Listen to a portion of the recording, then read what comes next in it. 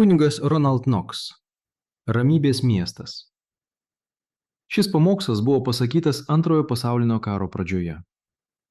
Jeruzalė pastatyta lyg miestas, suaustas tvirtai į vieną. Psalmų 122:3. Miestas suaustas į vieną, miestas savo padėtimi atskirtas nuo likusio pasaulio, todėl savo paties egzistencija priklausantis nuo jo gyventojų tarpusavio geranoriškumo. Palestina, kaip žinome, niekada to nesuvokėme taip aiškiai kaip šiandien, yra įsikūrusi prie vieno iš didžiausių strateginių pasaulio kelių. Ji yra tiesioginėme kelyje tarp Egipto ir Šiaurės Azijos, todėl jos Megido lyguma buvo vieta, kur visada susidurdavo priešiškų imperijų armijos.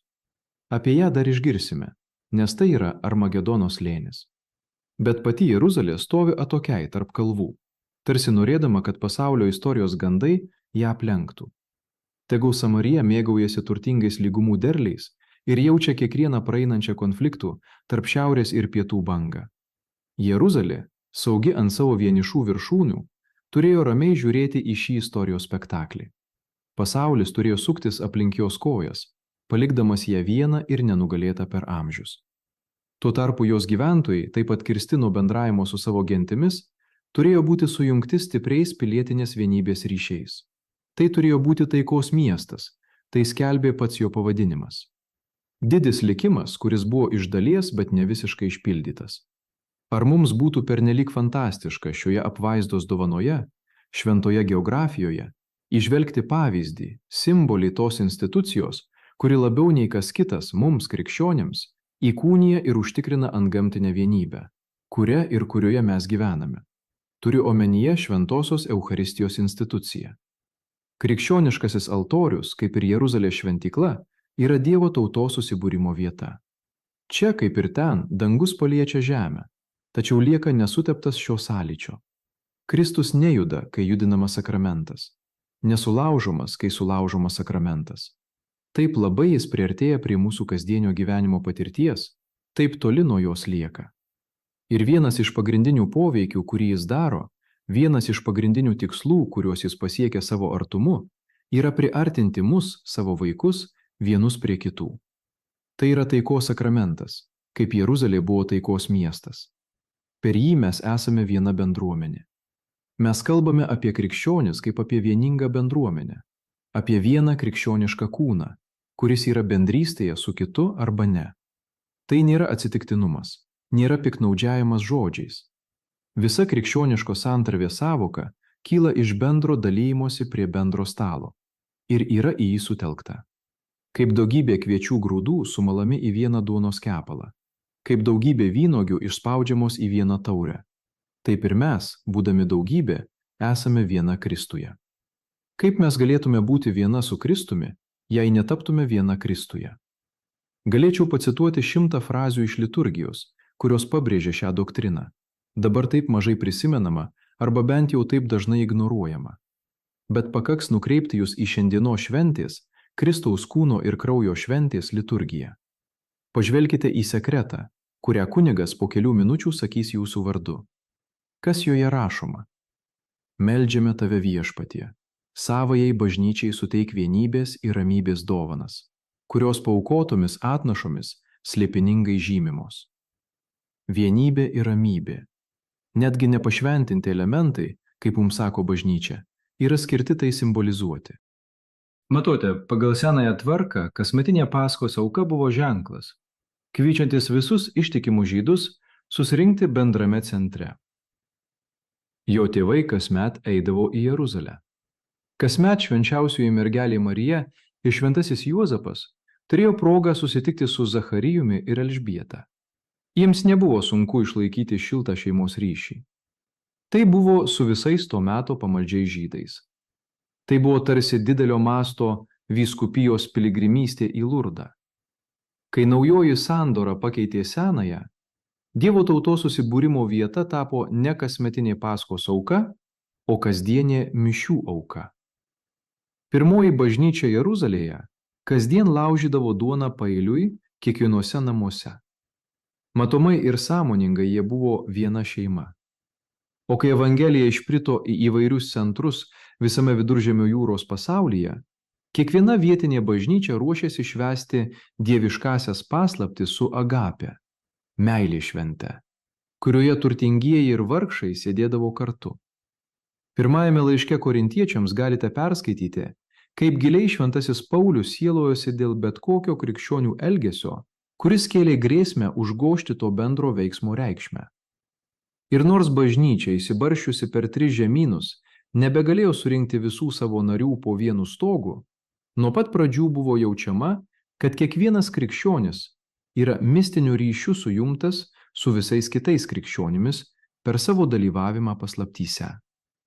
Štai kodėl šventasis Ignotas 2 amžiaus pradžioje kalba apie Romos bažnyčią kaip apie vadovaujančią agapei, visų ištikimų krikščionių bendrystei visame pasaulyje. Štai kodėl kiekviena vietinė bažnyčia ant lentelių virš altoriaus užrašydavo kaimininių vyskupijų vyskupų vardus, kad būtų su jais vieningi maldoje. Bažnyčia visame pasaulyje buvo naujoji Dievo tauta, o jos Jeruzalė, taikos tvirtovė, nebuvo joks vietinis centras. Būtent bendroje vakarienėje jie atrado, kad yra mistinių ryšių sujungti vieni su kitais. Ta antgamtinė vienybė vis dar laukia mūsų, jei tik suvoktume ją tabernakulyje. Krikščionys, kad ir labai nutolę vieni nuo kitų, dideliais atstumais sausuma ar jūra, visi susirenka mistiniu susivienijimu, kai tik ir kur tik laužoma duona ir palaiminama taurė. Mums reikėtų prisiminti šią mintį tokiais laikais kaip šie. Karas yra kardas. Jis įneša susiskaldymą į mūsų gyvenimus. Jis atskiria tautą nuo tautos. Šiuo metu turime mažiau galimybių keistis mintimis su savo bendratikiais katalikais Europos žemyne, nei bet kada anksčiau per visą mūsų gyvenimą. Bet kai mes, jūs ir aš, priimame šventąją komuniją, mes sėdime prie bendro stalo su jais. Esame suvienyti, net su savo priešais, mistinės bendrystės ryšiu. Daug kur yra išskiriamos šeimos. Čia jauni vyrai ir moterys buvo pašaukti į tolimus kraštus tarnauti savo šaliai. Ten vaikai buvo atskirti nuo tėvų, siekiant užtikrinti jų saugumą pavojaus metu. Vis didėjantys bendravimo sunkumai tiek už jūros, tiek mūsų pačių saloje pabrėžia šią problemą. Kaip palyginti retai mes dabar galime susitikti su senais draugais. Kaip sunku surengti šeimų susitikimą Kalėdų metu ar draugų susibūrimą bendram pasibuvimui. Mus apima vienišumo jausmas, senų ryšių nutrūkimo ir senų pažinčių užmaršties jausmas. Mes kabinamės į viską, kas mus suvienytų vienus su kitais. Argi mes neturėtume visų pirma laikytis sakramento, kuris suteikia mums tikrą galimybę tapti viena su tais, kuriuos mylime. Skaudžiausia tokiu metu yra tai, kad mirtis priartėja prie mūsų ir sugriauna mūsų šeimos ir draugystės ratą. Tačiau pati mirtis negali nutraukti krikščioniškosios vienybės ryšio, kuris mus sieja su mūsų mirusiaisiais. Mes prisimename Dievo tarnus ir tarnaitės, kurie išėjo prieš mus. Aplenkė mus lenktynėse į amžinybę, kurie dabar miega ramybės miegu, o mes vis dar turime budėti karinio budrumo būsenoje.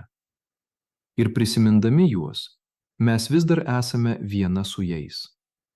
Ne dėl sentimentalios iliuzijos, bet tikroje bendrystėje, kuri, jei tik galėtume tai suvokti, yra artimesnė ir patvaresnė už visus žemiškus ryšius. Ant to altoriaus yra Kristus. Jis yra erdvėje, nors ir nepaklusdamas erdvės dėsnius. Ir kur tik ištariami pašventinimo žodžiai, 100 mylių nuo čia, 1000 mylių nuo čia, ten taip pat yra Kristus. Ar tai kitas Kristus? Ne. Tas pats Kristus, esantis čia ir lygiai taip pat esantis už 1000 mylių.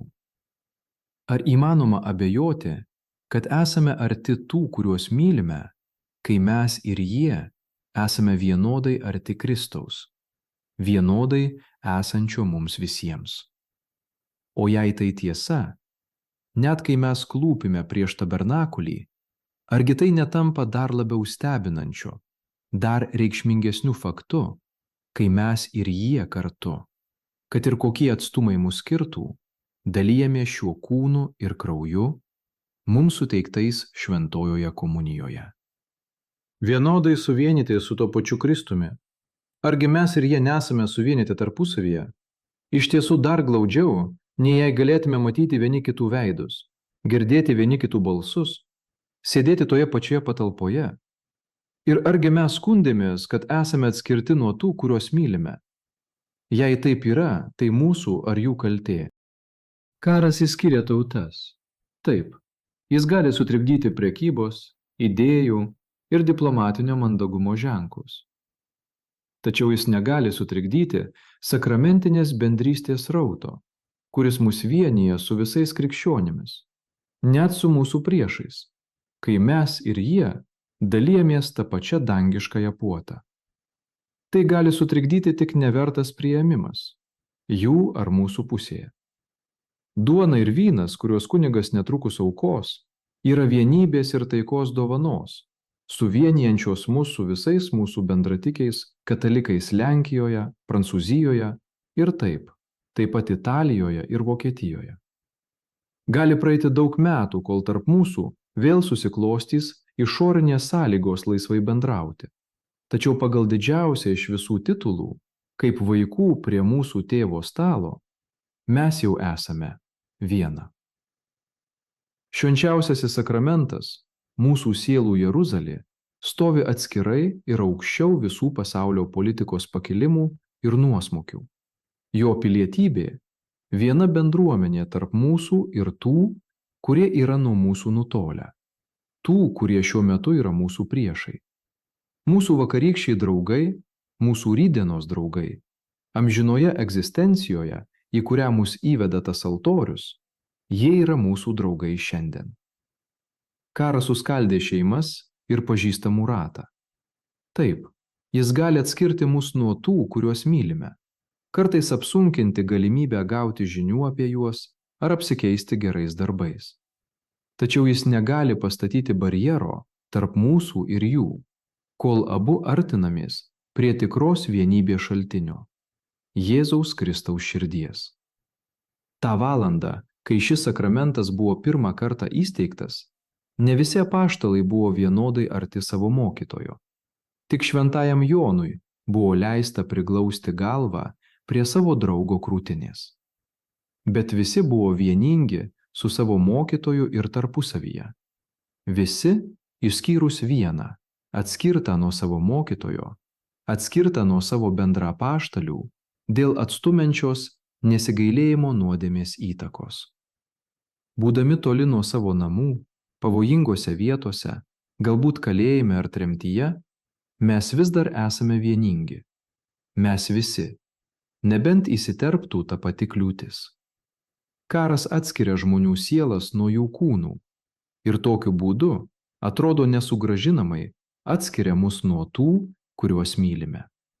Ir šį kartą mes nebegalime guostis mintimi, kad mes ir jie, nepaisant atstumo, galime susitikti prie vieno altoriaus ir dalytis vieną vakarienę. Jiems sakramentinių priemonių naudojimas baigėsi kartu su paties kūno mirtimi. Ir bet kokia malonė, kuri juos dabar aplanko, turi pasirodyti kitomis formomis, nei tos, prie kurių esame pripratę. Tačiau bažnyčia atkakliai laikosi instinkto, kuris jai sako, kad ir jie kažkaip dalijasi altoriumi. Jokios mišios nėra užbaigtos, jei jie nėra prisimenami. Tuščia vieta prie stalo. Taip, ir tuščia kėdė prie židinio, bet ne tuščia vieta prie komunijos turėklų. Tas sakramentas, kuris vienija gyvuosius, kažkaip vienija ir gyvuosius su mirusiaisiais. Sąjunga su Kristumi kiekvienam iš mūsų suteikiama atsižvelgiant į jo būklės poreikius. Mums, gyviems žmonėms, gyvenantiems duoną, jis ateina duonos pavidalu. Tiems kitiems, kurie priklauso dvasių pasauliui, jis turi save perteikti kitais būdais. Jis suvienyje juos su savimi, tai nebejotina. Jei mums sunku prisiminti, kad jie taip pat yra su mumis, kaltė tenka tik mūsų vaizduotei.